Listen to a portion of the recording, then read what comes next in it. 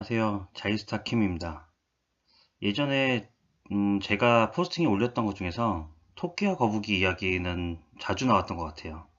저는 이런 이소무화를 보면은 부동산 투자랑도 계속 접목이 되더라고요.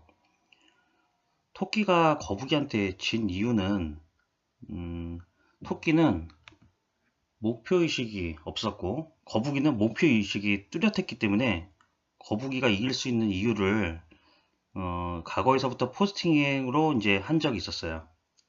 근데 제가 다른 시각으로 한번 해석을 해볼게요.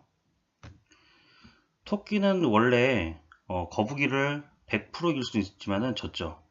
그 이유는 토끼가 거북이한테 진 이유가 토끼는 거북이의 동태를 파악했기 때문이에요. 이게 무슨 말이냐면은 저 멀리서 보면서 쟤 대체 언제 오겠냐 하면서 나무 그늘 아래서 깜빡 잠든 거죠.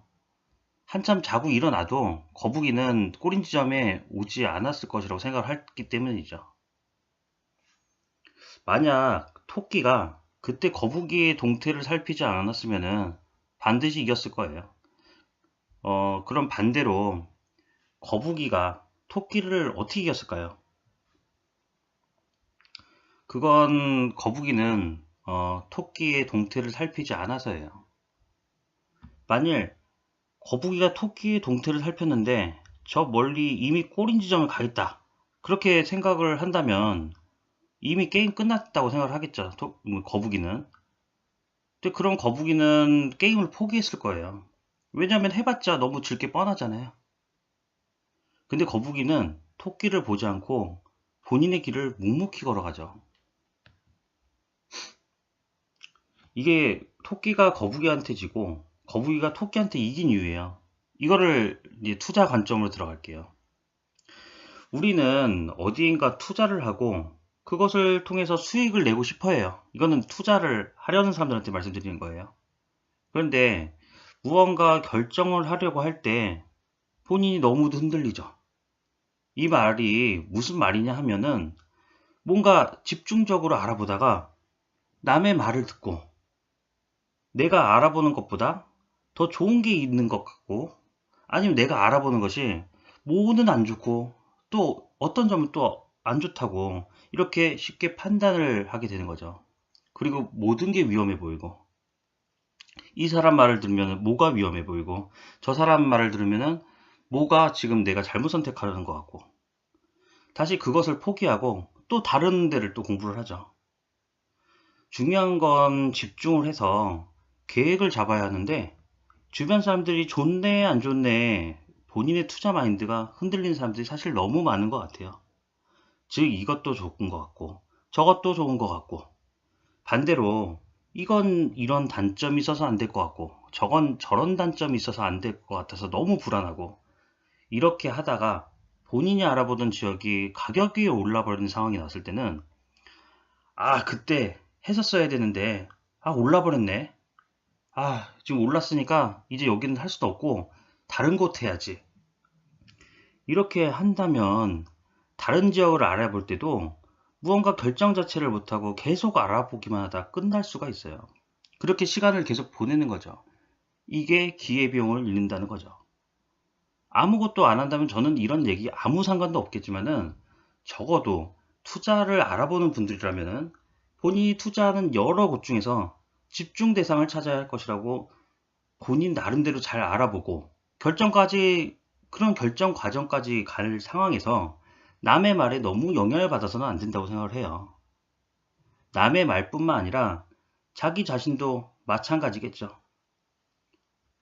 너무 많은 생각을 펼쳐버리면은 어, 결정하는 것 자체가 너무도 어렵게 되는 거죠. 마치 물을 가열을 한 곳에서 이거를 물을 끓여야 되는데 한참 열을 올리다가 이게 100도씨가 되기 전에 여기가 안 끓네 하고 생각하면서 다른 곳에 다시 또 열을 가하죠. 그리고 또 여기도 안 끓는다고 생각해서 또 바꾸는 거예요. 다른 쪽으로. 계속 끓지 않는 거죠. 나는 이 물을 끓여야 되는데 계속 옮겨가니 끓지가 않는 거죠. 그리고 그 사이에 식는 거고요. 비교 분석을 하는 거는 매우 중요한 과정인데요. 본인이 어느 정도 집중하고 결정해야 되는 과정에서 주변에 너무 흔들리면 안 된다는 것이 제 이야기의 포인트예요.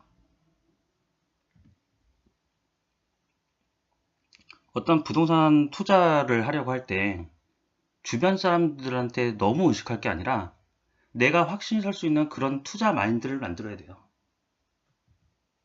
그러니까 나한테 맞는, 내 조건에 맞는 그런 집중적인 공부도 하고, 그리고 내가 그런 과정을 통해서 어떤 결정 과정에서 흔들리지 않을, 그 시점에서 내가 흔들리지 않는 그런 투자 마인드를 반드시 찾았으면 좋겠어요.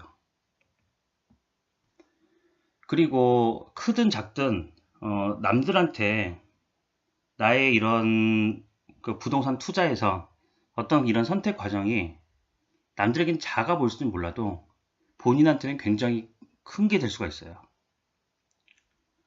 아무리 빠른 성공을 못 이루더라도 그렇게 하는 과정들이 성장 과정입니다.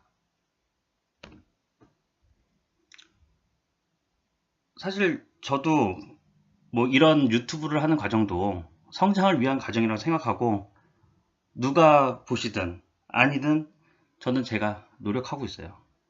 누군가에게는 정말 도움이 됐으면 좋겠어요. 지금까지 자이스타 킴이었습니다. 감사합니다.